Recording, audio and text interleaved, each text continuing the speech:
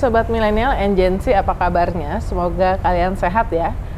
Jumpa lagi di program Real Talk with Uni Lubis yang selalu disiarkan di channel ini, YouTube IDN Times.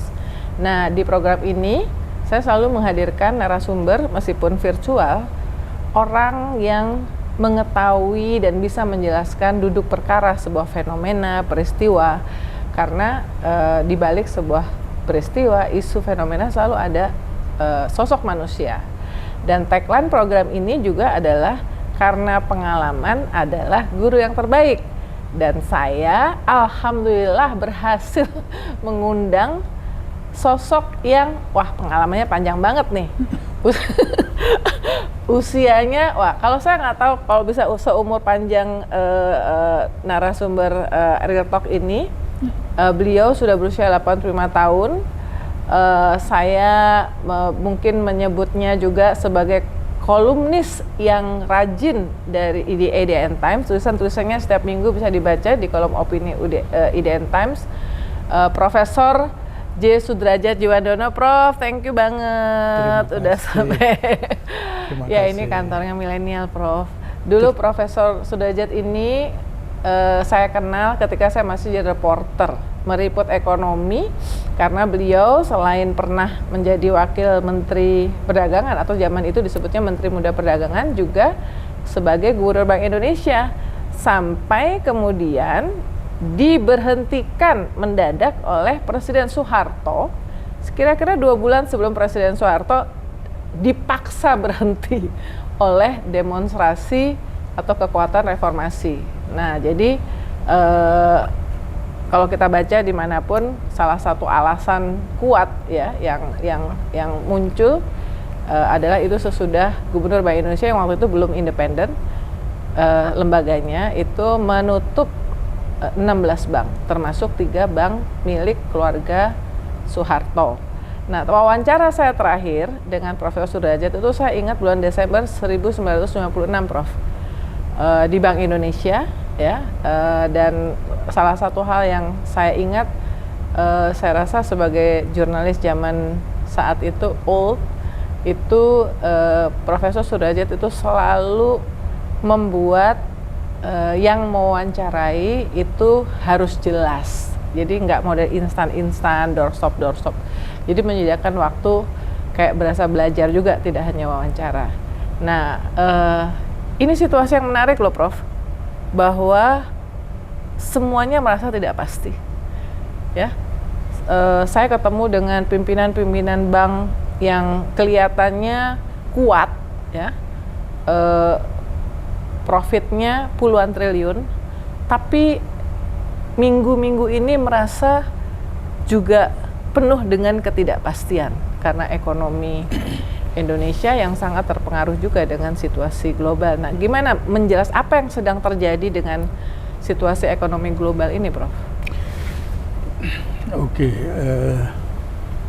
saya kira memang masalahnya cukup rumit ya untuk semua orang.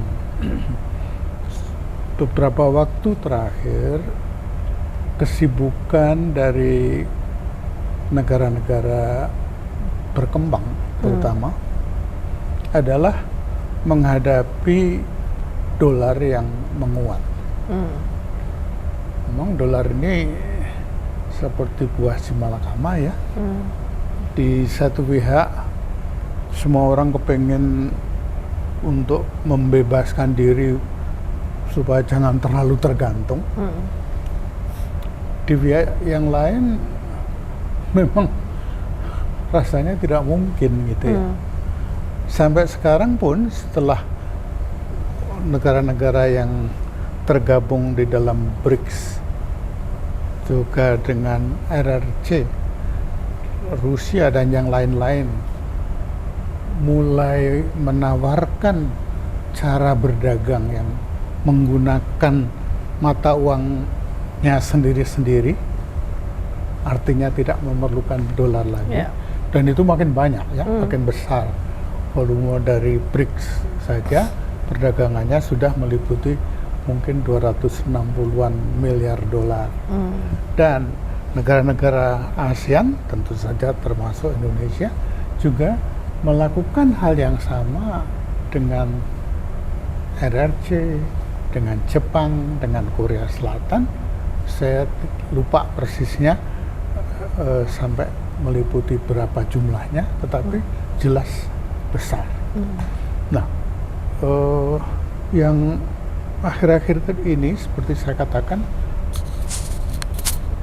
US dollar tuh terus-terusan menguat. Mungkin alasannya atau sebab-musababnya adalah pertama ketidaktenangan dunia karena konflik, karena peperangan di Timur Tengah terutama, dan juga serangan Rusia ke Ukraina. Ya.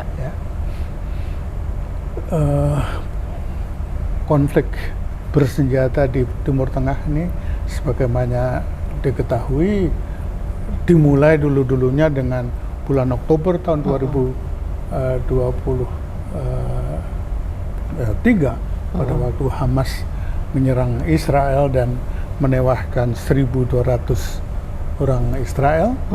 Tidak lama kemudian tentara Israel membalas serangan tadi dengan secara besar-besaran. Membalasnya tidak hanya ke Gaza, tetapi juga ke daerah yang disebut Rafah. Rafah adalah penyeberangan pintu masuk ke Gaza dari Mesir. Ya. Ini juga diserang. Jelas korban yang tewas karena penyerangan ini luar biasa besarnya. Kalau tidak salah, akhir-akhir ini katanya sudah meliputi sampai 32.000 orang meninggal. Jadi di pihak Israel dulu ada 1.200, sekarang orang-orang Palestina sudah seperti genosida ya, sudah mulai disebut sebagai istilah genosida ya, itu karena mau dihabisi. Kayaknya demikian, karena memang pada waktu melakukan serangan balasan ini, Prime Minister Netanyahu dan kabinet perangnya, terutama dukungan dari garis keras kanannya, Menteri Keuangan dan Menteri security di dalam negeri, itu sangat gangho ya, untuk berjanji pokoknya serangan akan terus dilakukan sampai Hamas ini hilang dari muka bumi. Nah kalau itu terjadi ya artinya semua orang Palestina mau dihabisin lah gitu ya, karena dari 2,3 juta orang Palestina itu sekarang 1,7 sudah tersebar menjadi refugee di mana-mana. Dan yang terakhir tuh ya pada di daerah Rafah tadi, tapi itu pun diserang.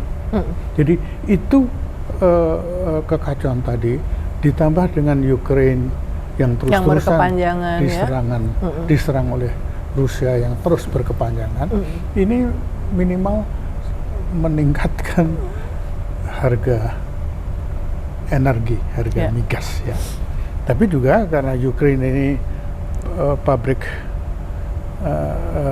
produsen pupuk urea, harga urea naik, harga gandum naik. Negara seperti Indonesia sudah membutuhkan urea, membutuhkan gandum, semua orang makan supermi dan seterusnya. Karena itu jelas meningkatkan harga, dan perdagangan minyak itu, energi ini sampai sekarang masih menggunakan basis dolar gitu. Jadi dengan demikian ya yang memerlukan dolar makin banyak, harga dolar meningkat. Ini menyebabkan negara-negara berkembang, terutama para penguasa otoritas militer, mencari perlindungan ya, seperti biasanya melakukan intervensi di pasar, yang artinya mengurangi cadangan devisa, tapi juga melakukan tindakan menaikkan suku bunga. Semuanya memberikan dampak kepada peningkatan harga-harga, inflasi yang dari semula sudah dihadapi.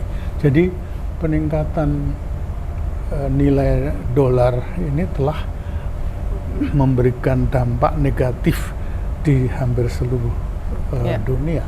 Bahkan negara-negara yang tadi saya katakan mencoba melakukan perdagangan tanpa menggunakan dolar pun mereka mau tidak mau harus menderita karena itu. Jadi ketidakpastian ini besar, tapi bagi Amerika sendiri ya posisinya tidak menjadi begitu enak. Memang ada keanehan di perekonomian Amerika ini. Mengapa misalnya ya penciptaan kesempatan kerja itu terus-terusan naik? Saya sendiri tidak sebagai ekonom makro tidak bisa menjelaskan mengapa. Itu selalu jadi apa yang disampaikan di Instagramnya Presiden Joe Biden, Prof, dibangga-banggain nama dia. Iya, memang. Tapi anehnya Presiden Biden ini lebih banyak menerima getahnya dari segi politiknya ya. Sudah berjasa creating employment, mengendorkan inflasi, tetapi tetap saja memang akhir-akhir ini di dalam polling dia hampir berimbang lah, tapi beberapa waktu dia kalah sama mantan Presiden Trump. Padahal mantan Presiden Trump sedang menghadapi beberapa kasus masalah pengadilan di South Manhattan dengan masalah hush money dan seterusnya. Dan Indonesia, dampak tadi situasi dunia yang penuh ketidakpastian, dolar yang terus menguat. Sekarang Profesor ngelihatnya Indonesia, dampak ke Indonesia sekarang yang terjadi apa? Ya tentu kita kalau di Twitter tuh Prof sudah mulai ada anak misalnya mengeluh dia sebetulnya dapat nilai, gurunya bilang dia dapat nilai 90, pinter, tapi belakangan jadi nilainya turun, baru saya baca ya. Tapi dia udah nggak peduli apakah dia bisa mau melanjutkan sekolah atau tidak karena dia nggak mampu misalnya untuk membayar. Situasi ekonomi itu macam-macam dampaknya dirasakan oleh masyarakat gitu. Ya, ini memang sangat benar ya. Kita termasuk yang menderita seperti itu karena laju inflasi tadi. Jelas ya, dulunya kita net exporter ya untuk migas misalnya, sekarang net importer. Dengan harganya naik jelas kita itu menderita. Tadi saya mengatakan pupuk tadi dengan peperangan juga ke harga pangan ya. Tambah. Karena itu harga pangan akan bahkan masalah ini ya, route dari shipment barang ya. Laut Merah itu sekarang begitu tidak aman ya, karena suku Houthi dari Yemen yang sering menyerang sehingga BP British Petroleum sudah tidak berani melewati. Itu yang kita kenal dari Danish Mars Cargo Company tidak melewati itu, artinya mereka harus melewati jalur yang lebih panjang. Melewati Cape of Good Hope di semenanjung ujungnya Afrika Selatan itu, artinya itu cost of logistik menambah naik ya. 5.000 mile. Nah ini jelas menaikkan ongkos transport yang luar biasa. Sampai di Indonesia apalagi gitu. Nah, Indonesia sudah beberapa tahun terakhir sebetulnya resiliensinya cukup tinggi. Di dalam pemerintahan Presiden Jokowi ini laju pertumbuhan kita terus-terusan sekitar 5%. Memang kalau dibanding dengan dulu-dulu di era saya masih di pemerintahan ya beda sekali. Tetapi ya 5% itu ya masih bagus lah ya. Dibandingkan dengan most of the countries ya, kecuali Cina dan India ya. Ya. Hanya sekarang juga harus was-was. Tadi saya baru ngomong mengenai urea ya, tetapi kita ngimport beras. India mulai membatasi ekspor berasnya. Thailand seperti itu juga. Jadi memang masalah pangan ini akan menjadi tantangan yang begitu besarnya bagi Indonesia.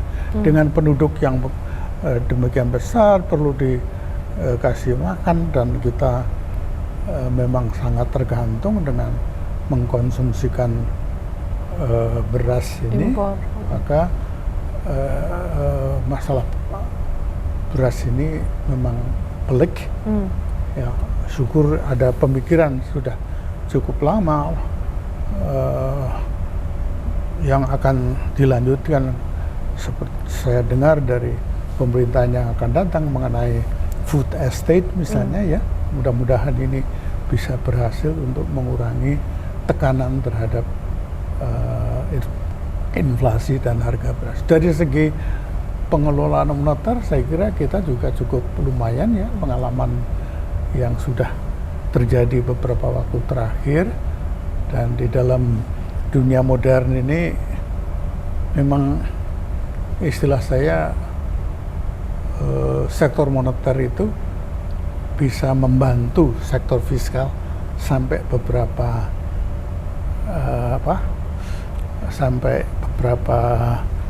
at certain point ya. At a certain point, tapi tidak bisa menggantikan gitu ya. Yang disebut quantitative easing dengan menjual mengedarkan duit sebetulnya, dan memasukkan surat utang ke Bank Indonesia itu bisa membantu Menteri Keuangan dalam beberapa hal, tetapi itu ada batasnya. Nah, dalam hal ini tentu penerimaan pajak ini memang tantangan yang luar biasa, yang mau tidak mau kita harus menaikkan. Profesor, yang sekarang sedang dikerjakan oleh pemerintahan Presiden Jokowi di bidang ekonomi, apakah cukup? Kalau belum, apa yang belum dikerjakan dan perlu dikerjakan? Saya kira masalah pangan tadi jelas sampai sekarang masih boleh dikatakan mencukupi ya, tetapi dengan desakan yang kita hadapi tidak mungkin hanya sebatas itu. Ya. Sialnya Menteri Pertaniannya juga lagi super bermasalah dan memalukan. Sampai beli skincare buat anak cucu aja 50 juta pakai itu. Kayaknya sebagai wartawan yang meliput dari zaman Orde Baru ketemu yang lucu-lucu kayak begini, Prof. Mungkin karena sekarang era keterbukaan. Ya, tapi jelas masalah pangan ini tetap akan merupakan salah satu tantangan yang besar, sehingga ya jawabannya ya food estate tadi. Semua mudah-mudahan ini program. Tapi banyak yang kritik, Prof, food estate. Gimana menurut Profesor? Belum pernah ada contoh berhasilnya, even di Indonesia juga. Ya, sebetulnya dulu kan even zamannya Pak Harto dulu sudah ada percobaan untuk seperti menanam padi di daerah di pantai sebetulnya ya, yang tidak banyak dilakukan sebelumnya ya.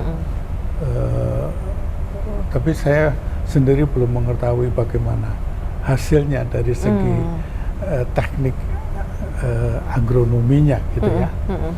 Padahal ya musimnya dari dulu sudah di studi dari ahli-ahli IPB.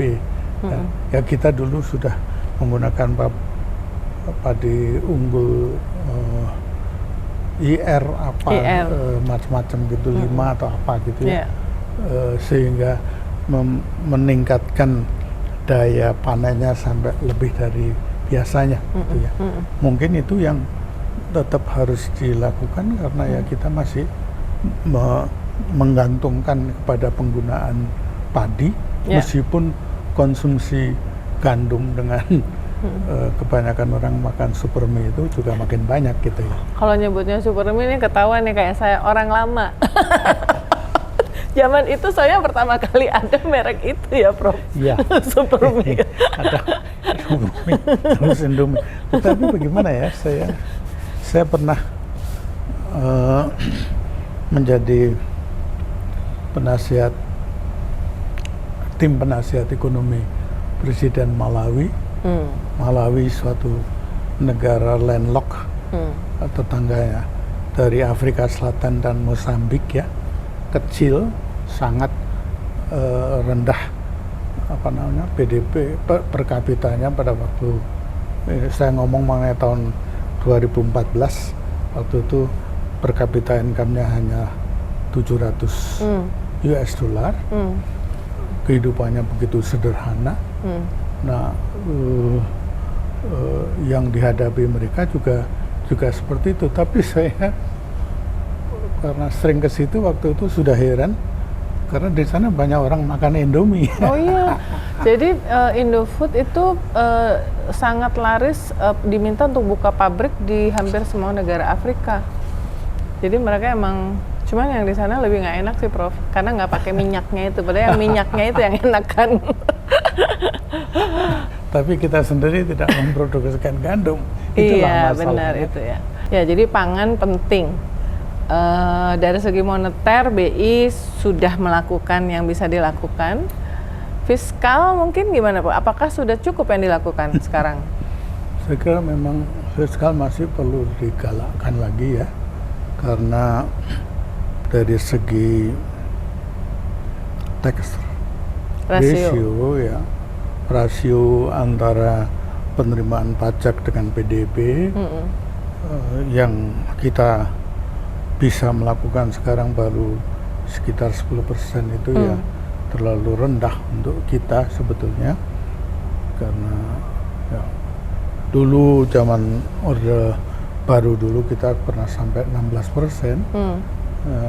Tapi kalau tidak seperti itu ya minimal kita tetap harus meningkatkan dari 10 ini karena kita memerlukan penerimaan yang lebih besar untuk mengurangi kesenjangan antara satu daerah dengan daerah lain, untuk menghilangkan kelaparan dan kemelaratan sama sekali. Dan itu yang untuk program-program itu semua penerimaan ini memang masih perlu digalakkan ya, mungkin ya ekstensifikasi gitu ya, dari segi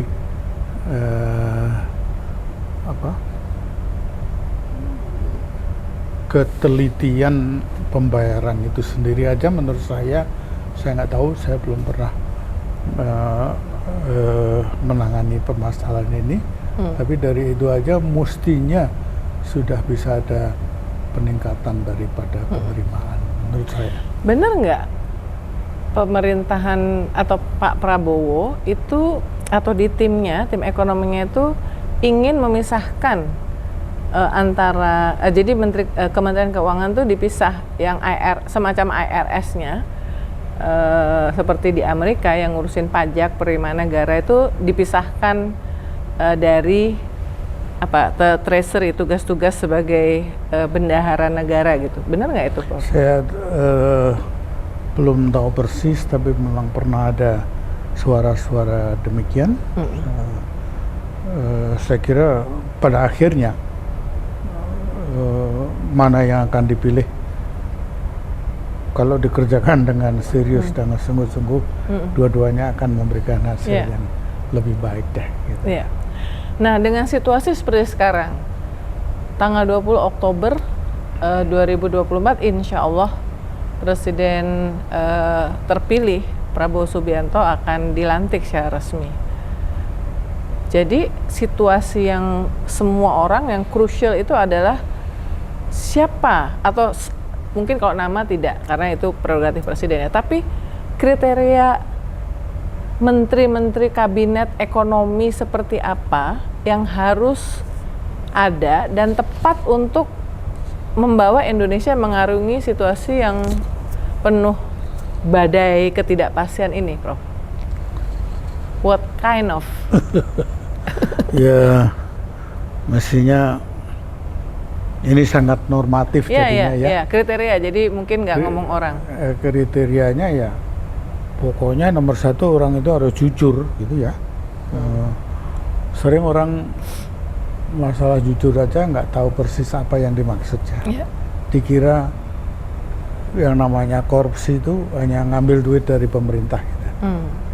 Padahal korupsi itu selain ngambil duit dari pemerintah juga menerima bribery, ya, menerima sogokan dari pengusaha untuk berbuat atau untuk tidak berbuat yang menguntungkan mereka, itu adalah korupsi. Nah, kayaknya pengertian itu aja belum dipegang sungguh-sungguh gitu menurut saya ya, sehingga masih ada yang punya dalih, saya nggak korup, saya tidak ngambil duit dari pemerintah, misalnya seperti itu ya, itu harus. Padahal memperkaya orang lain juga masuk kriteria korupsi kan? Nah itu harus dihilangkan, tetapi juga sering dari aspek tadi ya, sering juga orang yang melihat hanya aspek hukumnya doang, itu juga agak aneh cara mikirnya. Dikira semua yang keluar dari kas negara itu kerugian gitu ya. Jadi mereka itu sering tidak menyadari bahwa selalu ada biaya untuk memperoleh itu. Jadi tidak semua pengeluaran itu adalah kerugian. Mungkin sebagian dari pengeluaran itu adalah biaya yang memang harus dikeluarkan untuk memperoleh sesuatu gitu ya. Ini yang kerap kali kurang disadari dengan benar gitu. Mudah-mudahan ini akan ya dengan kemajuan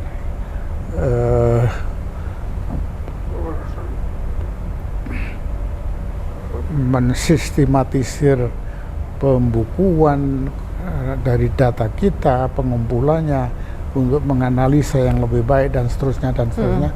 Mudah-mudahan ini akan bisa kita hilangkan sehingga kita bisa mengut pajak dengan lebih efisien dan akhirnya ya penerimaannya, pokoknya penerimaan pajak harus naik itu. Jujur satu nih Prof, jadi jujur ya. Kriterianya kan apa nih? Ya mestinya dia harus profesional ya, yang ngerti ekonomi juga, mengerti makro ya, dan orangnya berani bertindak gitu ya. Karena kalau semuanya takut ya susah gitu. Nah kita karena pemerintah kita ini cukup gemuk, kemampuan untuk berkoordinasi itu kayaknya masih harus dikembangkan supaya lebih penting, lebih efektif gitu ya. Dan orang itu juga harus mau dikoordinasikan, jangan jalan sendiri. Maunya saya begini begitu ya. Kita harus sadar bahwa satu tuh tergantung dari yang lain gitu. Kalau kita hanya mendengarkan diri sendiri ya susah di dalam hal-hal yang menuntut kebersamaan dari perilaku. Saya kira ini perlu disadari oleh ini pejabat lah dari menteri sampai. Kalau misalnya orang yang memahami ekonomi, apakah bahwa dia teknokrat tidak menjadi kader partai politik atau dia berasal dari partai politik jadi kader masih relevan memisahkan itu? Kan ada juga orang dari partai yang paham ekonomi ya. Malah orang partai banyak yang bisnis.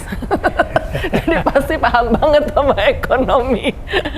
Atau harus lebih sebaiknya misalnya untuk Menteri Keuangan sebaiknya orang teknokrat yang tidak terkait sama partai. Ya, memang di dalam sistem kita sekarang susah ya. Mau seperti itu tentu ya tentunya Pak Presiden masih ya cukup tegas gitu kan ya. Meskipun betul dari koalisinya, kalau yang diusulkan kayaknya kurang memenuhi ya bilang maaf, Bu, diganti gitu kan ya. Kalau semuanya diterima ya menjadi berbahaya gitu. Mudah-mudahan nggak seperti itu. Reputasi internasional karena pejabat ekonomi apalagi Menteri Keuangan itu kan siapapun nanti itu dunia internasional juga akan melihat. Ya, ada soal trust itu juga menjadi penting ya. Apakah itu juga kriteria yang punya reputasi internasional? Ya tentu itu akan membantu ya. Karena bagaimanapun juga hubungan itu masih diperlukan. Yang formal itu jelas ya, tetapi yang tidak formal juga perlu gitu ya, karena banyak hal yang harus kita selesaikan lewat hal yang tidak formal tadi ya. Dulu misalnya pada waktu krisis Asia dulu 97 kebetulan hubungan antar gubernur bank sentral itu cukup bagus gitu ya. Misalnya pada waktu itu rupiah beredar di mana-mana. Ya. Tapi saya itu begitu gampang untuk menelpon rekan saya, managing director dari otoritas moneter di Singapura, minta tolong itu diintervene, bahkan dengan gubernur bank sentral Jepang, BOJ itu saya within telephone conversation pada waktu itu, karena memang hubungan kita cukup dekat ya. Pertemuan-pertemuan World Bank IMF meeting yang setahun 2 kali, satu di Washington, satu di luar Washington, itu selalu kita manfaatkan dari teman-teman di Asia. Itu hubungan kita cukup dekat. Jadi seperti saya katakan tadi, saya tidak segan untuk menelpon rekan saya di Singapura dan bahkan Bank of Japan gitu ya. Kemarin belum lama ini Menko Marves Pak Luhut Binsar Panjaitan mengatakan kepada media secara publik bahwa dia memberikan masukan kepada Presiden terpilih Prabowo supaya memastikan tidak ada orang toksik yang masuk di kabinet. Orang apa itu? Toksik. Kalau arti toksik yang dimaksudkan oleh Pak Luhut, karena saya kemudian bertemu dengan Pak Luhut hari Sabtu lalu, satu, punya konflik kepentingan. Ya. Kedua, ingin mengembalikan situasi ke era sebelum, karena sekarang katanya pemerintah itu kan sudah banyak regulasi yang mendorong ke ease doing business, termasuk semua serba digital untuk menekan korupsi. Nah, kalau yang masuk itu adalah orang toksik, satu punya konflik kepentingan, kedua ingin mengembalikan situasi seperti sebelumnya, maksudnya sebelum era Presiden Jokowi, itu yang dimaksud dengan toksik. Jadi saya pikir Pak Luhut itu sudah merasa bahwa ini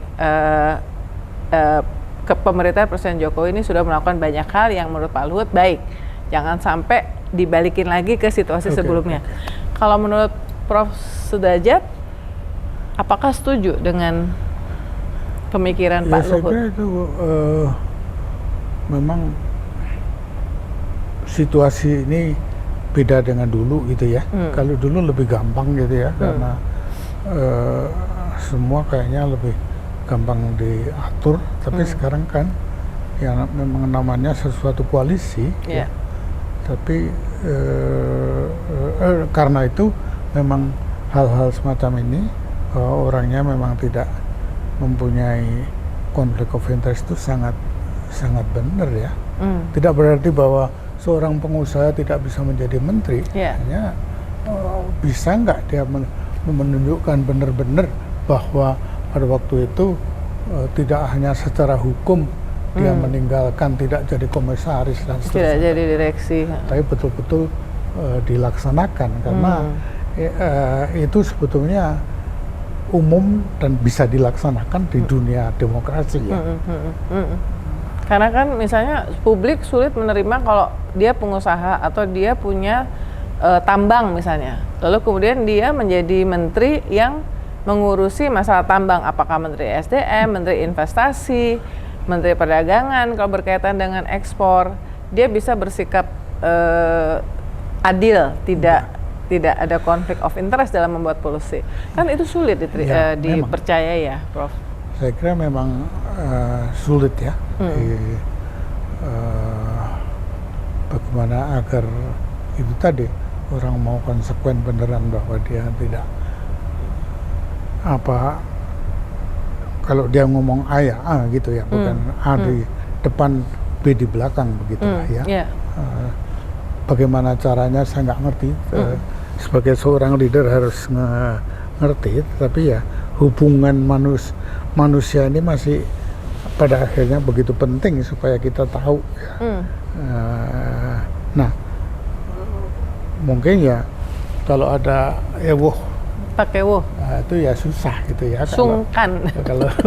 Kalau orangnya dia nggak percaya ya udah jangan deh gitu ya, karena misalnya Menteri Keuangan nih Prof, yang mengatur anggaran ya. Nah, Presiden Prabowo ini dari janji-janji kampanyenya kan ada program-program yang membutuhkan anggaran yang besar. Contoh, makan siang gratis ya sekitar 400 triliun. Atau mungkin yang lain, pembelian alutsista yang ingin, memang kan Pak Prabowo saya tahu banget ingin banget memodernisasi alutsista kita. Kan sering cerita Pak Prabowo tuh, emang berapa kapal selam kita yang benar-benar berfungsi, tahu nggak? Pesawat jet tempur, tahu nggak gitu ya? Tentu itu rahasia publik, tidak harus dirahasiakan. Tapi itu kan butuh dana yang besar. Nah, Menteri Keuangan mengelola dana yang tidak banyak banget, tidak unlimited juga, apalagi penerimaan pajaknya juga masih harus ditingkatkan. Nah, apakah kalau Menteri Keuangannya bilang nggak bisa Pak Presiden, karena anggarannya nggak ada, kira-kira Pak Prabowo bisa terima nggak? Somebody yang can say no to the president.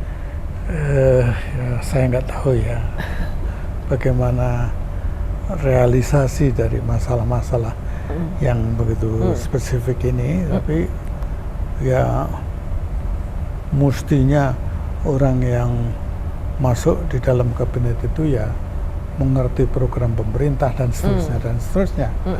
Kalau memang duitnya memang nggak ada ya mau diapain lagi itu, tapi mestinya mencari solusi lain itu seperti apa gitu ya. Apakah tidak ada jalan lain yang bisa ditempuh? Nah, ini kan ingenuities dalam soal keuangan ini kan diperlukan juga gitu ya. Sebab itu tadi istilah saya, perlunya kita mengenal teman. Itu ada jalan lain, jalan yang benar yang bisa dipertanggungjawabkan, tetapi secara normalnya mungkin tidak terlalu lazim misalnya. Ya why not gitu ya. Kalau kebutuhannya memang sangat mendesak dan seterusnya dan seterusnya. Karena kenapa saya tanya ini, saya rasa memang situasi ekonomi dunia sejak sejak Rusia menyerang Ukraine udah membuat semuanya terpengaruh. Tapi mungkin dalam 3 bulan, 2 bulan, sebulan ini jadinya lebih parah itu ya, Prof. Ya. Ya memang kita harus preparing for the worst gitu ya, supaya kalau kondisinya sebetulnya lebih baik dari itu ya kita bisa mensyukuri saja gitu. I agree. Jadi ya memang menerima usulan dari koalisi ini saya tahu nggak gampang gitu, karena supaya nanti secara keseluruhan tetap mempunyai sudut pandang yang sama ke depannya gitu. kan susah gitu. Dia tetap membawa nama partai atau apa gitu. Termasuk mungkin soal efisiensi government ya. Beredar juga karena koalisi yang mendukung Pak Prabowo itu besar, paling besar, dan nanti ditambah misalnya Partai Nasdem masuk, PKB mungkin ya, misalnya masuk ya. Mungkin secara politik itu bermanfaat karena berarti di DPR kan mayoritas, sehingga program-programnya bisa lebih smooth untuk diperjuangkan ya. Tapi di sisi lain itu berpotensi untuk membuat kabinet yang bisa besar, even more than 34. Bahkan ada yang sebut bilang ada 40. Gimana tuh Prof? Apakah itu relevan, di mana di sisi lain dihadapkan pada ya semuanya harus mengecangkan ikat pinggang? Ya. Ini sebagai ekonom, ekonom senior. Mestinya ya kalau itu ya bisa ngukur baju, artinya ngukur kekuatan gitu ya. Jangan sampai kita mau menambah ke sana tapi dengan memotong di tempat lain gitu ya.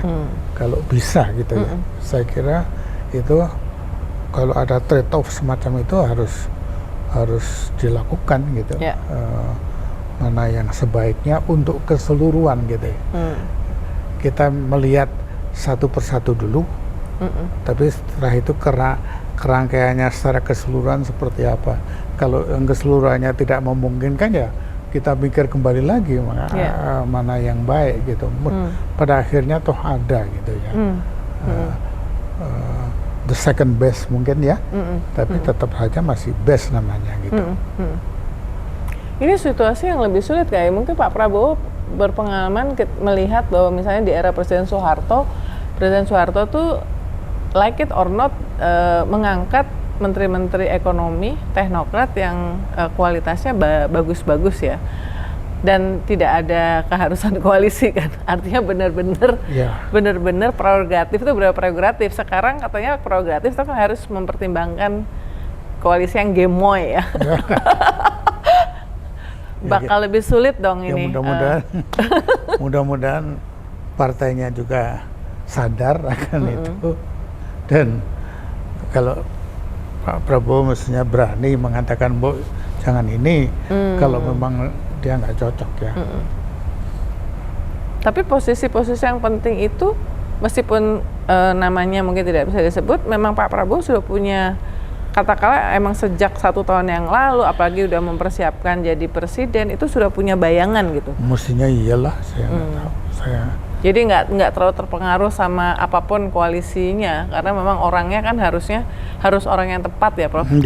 Ya.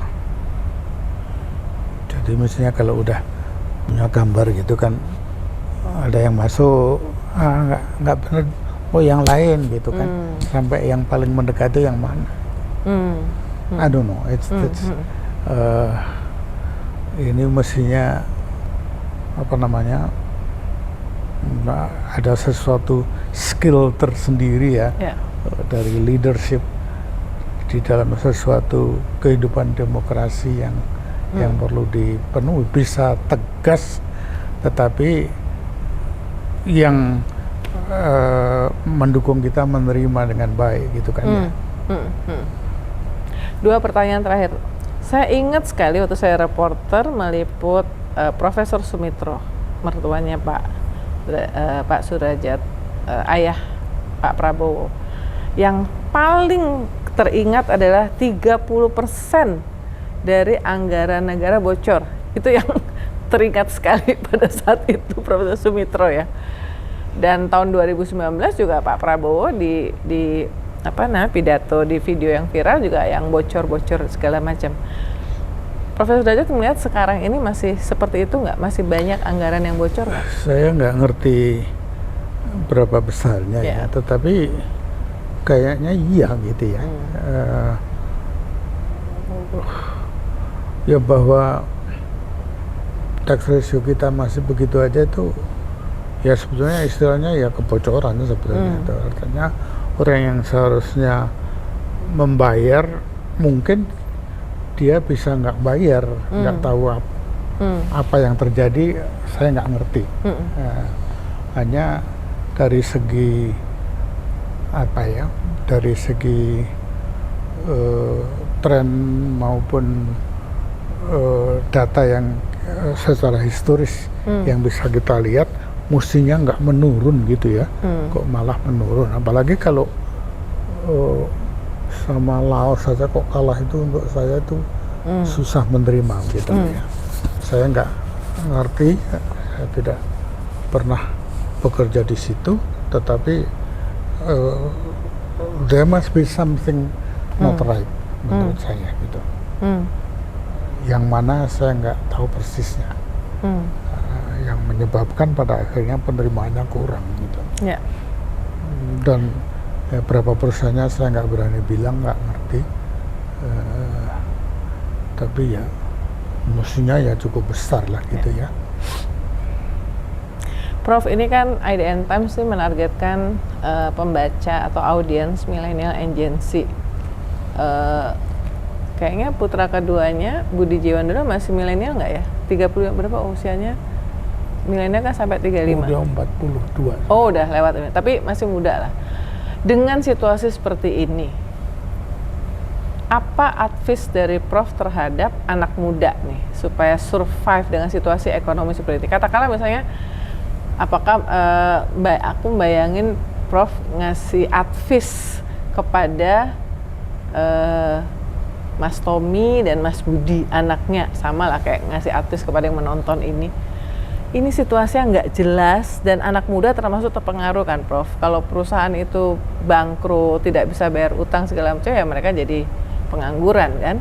Jadi mereka banyak yang penuh ketidakpastian. Apa nasihat seorang ekonom senior kepada anak muda dalam situasi seperti ini?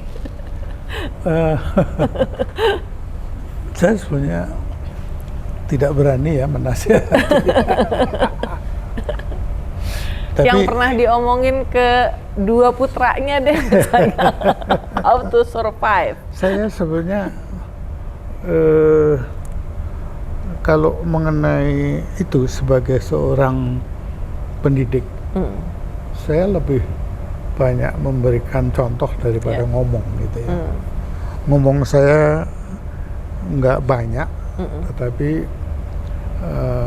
saya mencoba untuk menyelami juga keinginan dan apa yang mereka alami dan mereka lihat dari kita gitu ya. Nah, karena itu saya ya bisanya hanya memberikan contoh gitu ya. Saya sendiri ya contohnya begitu spesifik gitu ya. Kebetulan saya memilih profesi yang sebagai akademisi, saya bilang yang tahu konsekuensinya gitu. Kalau seorang akademisi terus kepengen kaya raya itu ya salah arah sebetulnya kan. Mestinya bukan itu yang menjadi idaman kita gitu. Nah, kepada anak didik saya selalu meminta ya mereka fokus kepada apa yang memang mereka inginkan. Tapi yang mereka inginkan, saya selalu bilang kamu harus mempunyai compassion terhadap yang kamu inginkan itu. Istilah saya bahkan dalam pemilihan anak mencari topik dari tesis mereka master misalnya, selalu bilang kamu milih tesis topik tesis itu harus seperti kalau kamu jatuh cinta gitu ya. Kalau orang yang jatuh cinta itu kan mempunyai semangat yang lebih baik mati daripada tidak bisa mendapat cewek itu atau cowok itu gitu ya. Itu menurut saya begitu penting karena kalau kita tidak mengalami halangan apapun, ya ngomongan saya itu nggak ada artinya. You will be graduating anyway gitu ya. Tapi kalau tiba-tiba ada masalah, ya ekonominya tambah jelek, orang tuanya sakit dan sebagainya. Kalau kita tidak mempunyai compassion semacam orang jatuh cinta tadi, kita bilang aduh, saya udah lebih baik saya tinggalin deh. Gitu. Jadi you are quitter. Gitu ya. Sedangkan yang saya perlukan adalah orang yang itu tadi kayak berani mati tadi gitu ya, atau lebih baik mati daripada tidak mencapai. Kalau itu niat kita, we will work as hard as possible to get that gitu loh. Mau nulis kayak mau mencari memperoleh sesuatu target tertentu di dalam kegiatan dan seterusnya. Bukannya terus at all cost tuh artinya terus ngawur-ngawuran ya. No. Ya. Mengikuti aturan, tetapi you will get it because of your hard work, keringat kita, dan kita mau berkorban. Saya kira saya tidak ngomong dengan kata-kata seperti ini kepada anak saya, menunjukkan tetapi dengan contoh mereka mengerti kehidupan saya itu seorang yang seperti itu. Ya, bahwa saya sampai sekarang masih ngajar aja itu bagian dari itu gitu ya. Saya kecintaan tidak perlu sebetulnya ngajar, tetapi toh saya senang karena remunerasinya bukannya soal duit tadi gitu ya. Tapi kalau mantan mahasiswa saya mengatakan, Pak, saya baru saja dikasih jabatan jadi direktur ini, itu kan menyenangkan saya gitu ya. Atau apalagi kalau mengatakan, Pak, saya baru saja selesai mengikuti program doktor, saya mau menerbitkan tesis saya, Bapak bisa ngasih kati pengantar. Nah itu lebih hebat lagi rasanya.